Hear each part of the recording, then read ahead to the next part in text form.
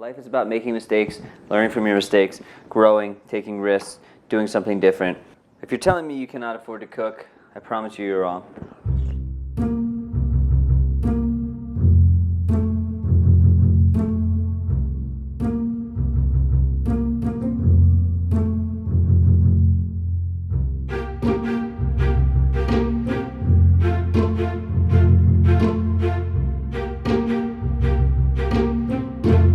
Day 4, welcome back, glorious people. So if you're just hanging out with us for the first time, we've been doing this challenge. I went to Starbucks, got a large cup of coffee, calculated the price, it was like $4.35, multiplied that by 7 to figure out if you're buying coffee every day, how much food can you cook for that same amount? So I went to the market with $30, bought a ton of food, and I've been making insane stuff like falafels.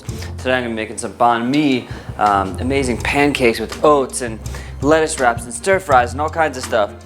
And the point is here, like everything should be quick and easy. You got the budget thing going, give it a try. Also, again, just a small side note, I partnered up with Anchor. I have a podcast all about food, life, music, just having a good time. Click the link below, you can check that out. Good stuff to come. I also have another YouTube channel, it's more music based, which is called You Enjoy Life. If you want to see me dance around and be silly and sing songs and have a good time, check that out. It's all just about sharing and good fun with good people. Just to get started, I actually have all of the skins, peels, carcasses of the vegetables as well as some chicken bones in here. I'm just gonna get this heated up. This is gonna be for later tonight, but I'm just gonna kind of cook this down. You can add more water. What's cool is I take any of my leftover scrapings, I take this bag, and actually I got some sweet potato here, which is gonna be for breakfast, but you can kind of take off the skin a little bit if you want. And I just put it in a bag over the couple days. When I'm ready to, I just make a big stock. So I'll work on peeling this out for you guys, but basically simple, a little bit of salt, not too much salt until later, but just let that boil down with water and you're gonna have this really nice stock which you can make to flavor a soup. I'm gonna put chicken and noodles in there, but let's get on to breakfast. So this is one of those breakfasts when you don't know whether you want something sweet or savory. Do I want eggs? Do I want pancakes? Do I want oatmeal? So let's just put them all together and have some fun. So I'm actually I have this sweet potato here. I'll do about maybe like a third of it because I can use that for later for a lot of good stuff. Just gonna mash it up a little bit. I roasted this in the oven at 350 just until it was soft. And sweet potatoes on their own. Oh my God. And one thing to note in this whole challenge, I'm not showing you the desserts, but I have bananas, I have apples, I have some nuts and stuff, so I'm keeping my desserts simple, but I could also easily make some kind of oat bar. If we have a chance today, maybe I'll show you guys how to make like sort of a baked oat bar deliciousness. So I got that in there, crack an egg in, why not? Well, kind of sort of half beat that up and mix it together, no big deal. I like to try to keep my meals, especially in breakfast, to 5 to 10 minutes max. I'm not gonna be spending any more time than that cooking breakfast typically. Okay, so I'm gonna add some of that fresh almond milk I made, just a little bit. And these could actually be, maybe just to switch it up, we could do them almost crepe-like. Let's see. So we'll add just a tiny bit of oil then, just a little squeeze. All right, and to make a thin batter. Boom, beautiful. Keep bashing it down, add a little salt, just a pinch, bring a little flavor.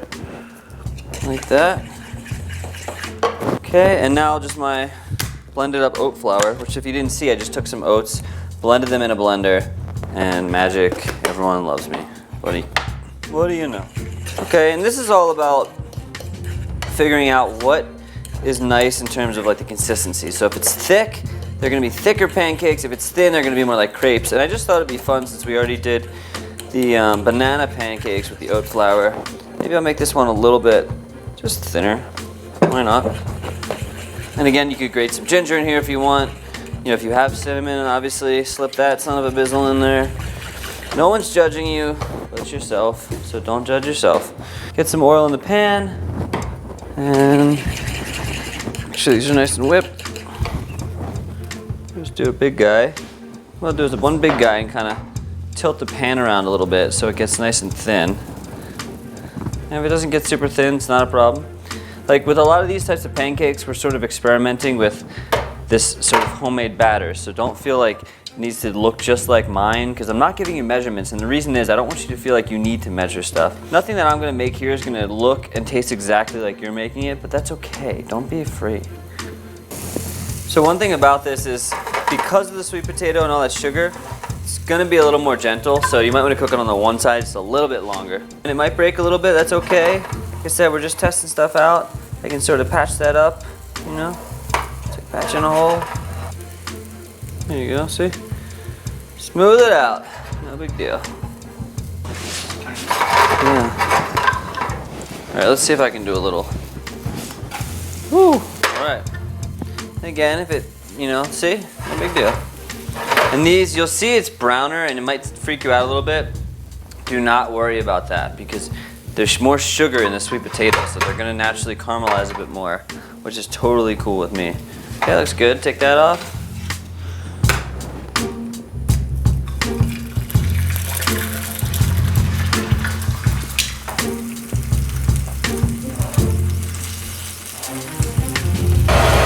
Speed it up a little bit.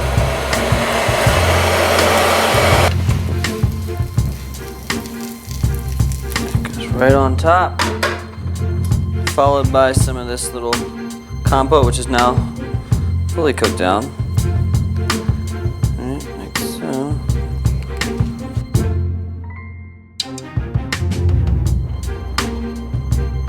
Freaking delicious. Give this thing a taste.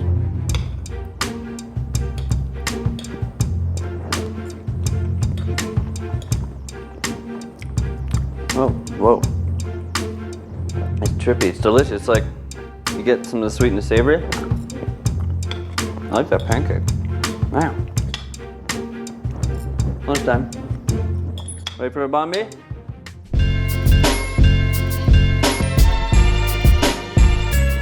So I'm getting ready to make an epic Banh Mi. I didn't even realize it, but I basically have all the ingredients for Banh Mi, and it's my favorite sandwich of all time.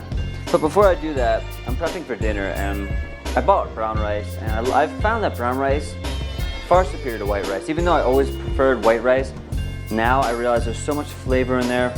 Depth and complex of everything is just like amazing. Like you really taste it, and you're like, okay, it's kind of like having a really good whole grain bread. As a kid, I liked like shitty white bread, but now I'm like, no, it's just not the same. So I actually took the brown rice, and I blended it up. I wanted to see what would happen. I took the brown rice, I blended it up in the food processor, and if you look at this, it ended up taking off all the brown, which is the bran, that rice bran on the outside. All of that got removed, so now I actually have white rice, and I still appreciate white rice. I thought it'd be fun for a soup. What I do, just take that, sort of strain the bran off, and the bran, there's different things you can do with rice bran. I mean, you could absolutely cook it, probably make it into some kind of like porridgey type thing. You can also, there's this thing that they do in Japan where they like pickle stuff with rice bran, which is interesting. But I just found it interesting because I was actually, my initial hope was to blend up the brown rice into like a rice powder. And then this happened instead. So I could actually probably use that, yeah, for a couple things. But now I have white rice, and that'll be delicious. I could also blend this up to make white rice powder, but this is a short grain rice, so I could even do like a sushi rice if I wanted to, which could be pretty cool. All right, and wow, look how much, just to show you guys, when you're buying brown rice versus white rice, this is how much is coming off. So this is the exact same price for me to get the white and the brown, but the brown actually has more. So always do it, buy it yourself, and you can blend it up yourself and do this, very simple. Rice, most people know how to cook, just some water and a little salt. So if you don't know what a banh mi is, it's my favorite sandwich of all time. I think it's one of the best sandwiches, super well balanced. You've got the French baguette, and you've got like different, there's usually pork, they usually do like a pate, a roast pork, it's usually 3 porks, and there's pickled carrots, and usually some daikon, and cucumber, and jalapenos, and cilantro, and mayo. We don't have all those ingredients, but we have almost all of them. So I'm gonna make this a super simple and glorious banh mi. First thing, I got some bread. I'm gonna toast up that French bread that I got. It's not a baguette, but listen, this will still make a nice little sandwich bread. Okay, so I'm just gonna toast the bread up, and as well toast the chicken. You can add a little bit of oil, you don't need much, but just to kind of keep it from burning, give it a little extra flavor. So while the chicken's cooking, I'm just making a quick little slaw, and to be very simple, just a little bit of I guess some of the cilantro made its way in there, so it gets to be part of the party. No big deal. Lime juice. Whoa! Squirting everywhere. A little salt. I'm just gonna shred some carrot.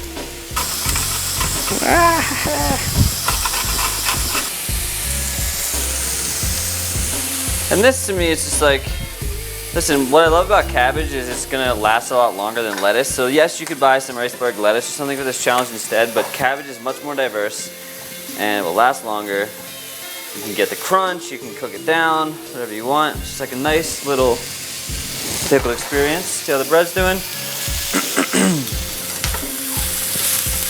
Nice and toasty. Good. Okay, so I'll take the bread out. Another great example of cooking stuff that's super fast, right? Like we already had the chicken made. I cut that slaw in seconds. The bread was there, the mayo's there, the pickled veggie is there. So it's just like, you're not overthinking stuff. Like I said, some meals, if you want to spend more time cooking, that's great. But in this opportunity, you can just make things very, very fast. And the pickled carrot is a must on this sandwich. All right, now we build. So take a little mayo. If you don't like mayo, you could use like avocado, whatever you want. Just mayo one side, it's all good. Take some of this chickpeas.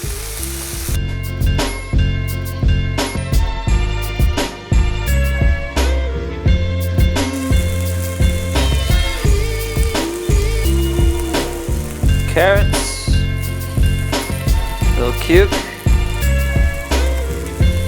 some cilantro, and if we want spicy, we got our spicy sauce. So we don't have jalapeno or sriracha, but we got our own stuff that's gonna be delicious.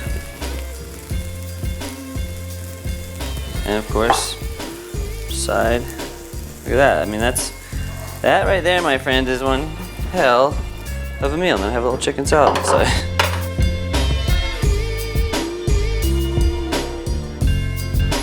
And tuck into this thing. Tuck in, I've been saying tuck in a lot.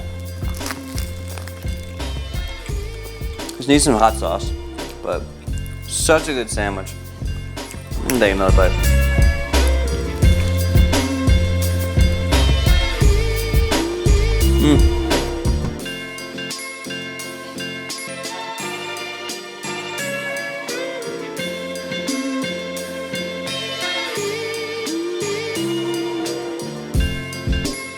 Sometimes talking ruins the experience.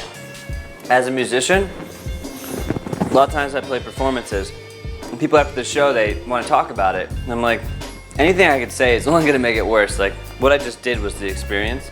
If I try to talk about the experience, I'm going to ruin it. Sometimes food feels that way. Let's do dinner.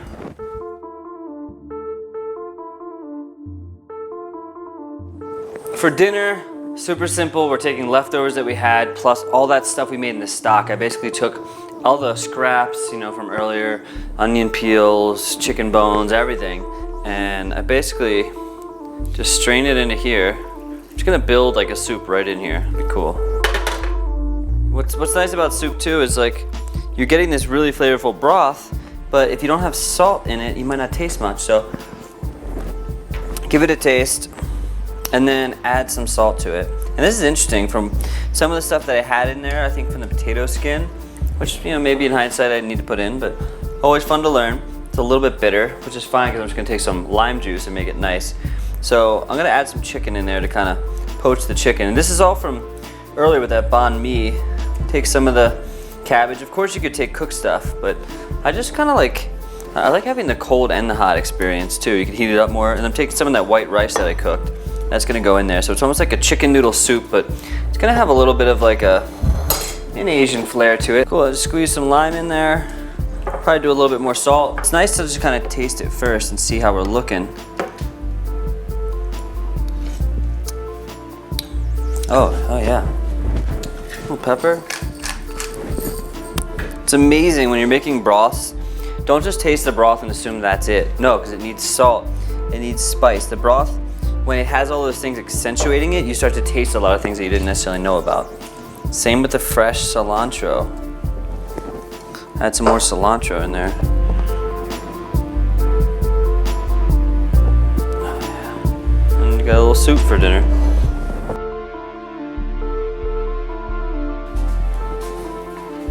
Doing here.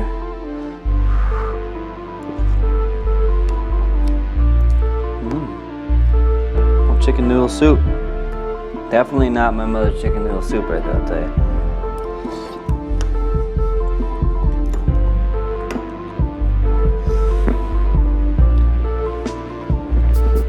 Great way to use leftovers. Depending on how things go, I'm not necessarily going to show you what else you can cook. I have a lot of food left over. I haven't touched the lentils, haven't touched the potatoes. You can always check out how to live on $3 a day. Was the other challenge I did. I'll put a link below to that. But just get creative. I wanted to give you guys a lot of interesting and simple variety, but at this point you get to go have fun. So don't just feel like you need to follow me robotically, get in the kitchen, screw around, try out some things, have a good time. And then remember, if you make a mistake, it's okay. Life is about making mistakes, learning from your mistakes, growing, taking risks, doing something different. If you're telling me you cannot afford to cook, I promise you you're wrong. Peace out.